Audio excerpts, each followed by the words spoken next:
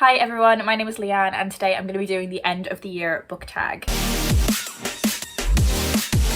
This is a tag that I always feel like I've got more time to do than I actually do, and I think that really creeps up on a lot of booktubers. It's called the end of the year book tag. We've got loads of time left, right? Wrong. This tag is more about transitioning to the end of the year, looking towards the end of the year, figuring out if there's still stuff that you need to do before the end of the year. The end of the year is almost here. Without further ado, let's get into the questions. The first of which, is there still a book that you need to finish before the end of the year? And yeah, there is. This is Beautiful World, Where Are You by Sally Rooney, which I was eagerly anticipating, and I haven't been able to finish it. I've tried to read it twice, and I don't feel like the book is the problem. I feel like I'm the problem. I feel like other things have just got in the way. I read about like just under half of it and then just put it down for a few weeks. I genuinely planned to sit down, read the whole thing in one sitting, have a really cozy reading evening, and I got halfway through it-ish, and then I just got distracted and didn't pick it up again. And then I tried to pick it up a few weeks later and got even less far into it, but I will read this. I didn't buy a hardback new, a Waterstones special edition, sprayed edges. I didn't buy that new not to read it this year. I was having a good time, not a great time, but we'll see how it goes. The next question is, do you have any autumnal books to transition you into the end of the year? I mean, I feel like we are fully in autumn now, but as we are approaching Halloween, I have picked up a couple of spooky books from my shelves that I would like to read. So Wilder Girls by Rory Power and Buddy by Mona Awad. These are books that I have heard mixed thoughts on both of them, so I would be interested to see what side of the spectrum I'm on. I might actually pick this one up as soon as I finish filming this. Are these books both about like really tight-knit groups of girls, or have I just made that up? Female friendship, what could be scarier? Next question, is there a book that you are still anticipating the release of this year? No, they're all out. As of you watching this, I think it's like the 15th of October. All of the books came out on the 14th of October. Off the top of my head, I would really like to read Stay Another Day by Juna Dawson, which has just come out, so let's go with that one. What are 3 books that you still need to read before the end of the year? So one of my goals for my 2021 reading was all of the books that I had still on my TBR from 2015 and 2016. They all had to be read by the end of the year, and if they weren't, they were gonna be gone. And I have 3 books left on that list. Perfect by Rachel Joyce. I have read quite a few Rachel Joyce books before and I've really enjoyed them, so I don't know why I still haven't picked this one up.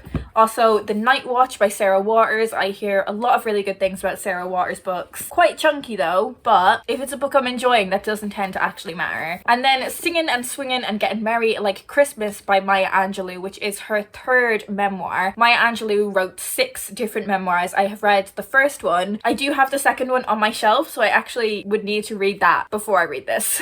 So technically that's 4 books. But those 3 books I would like to read before the end of the year, and if not, they will be gone. Is there a book that you could read this year that could shock you and become your favorite book of the year? I don't think it would shock me if it became my favorite book of the year, but I do have one book left to read from my 5-star predictions video, and that is Getting Off by Erica Gaza, and this is a non-fiction book all about one woman's journey of sex and porn addiction. That's a topic that I find really interesting. It's a very short book as well, so that's another hallmark of something that could be a favorite book for me. I don't know whether it would become my absolute favorite book of the year, but I think it's definitely still a possibility that this could make it onto my favorite books of the year list. And the final question is, have you already started making reading plans for 2022? I do not want to think about 2022 right now. I'm not even finished 2021 and I need to be thinking about 2022. Like, I don't have the brain capacity for that right now. I genuinely don't think I've got any goals for 2022. I will need to like sit down and think about it. I just want to have good vibes with my reading in 2022.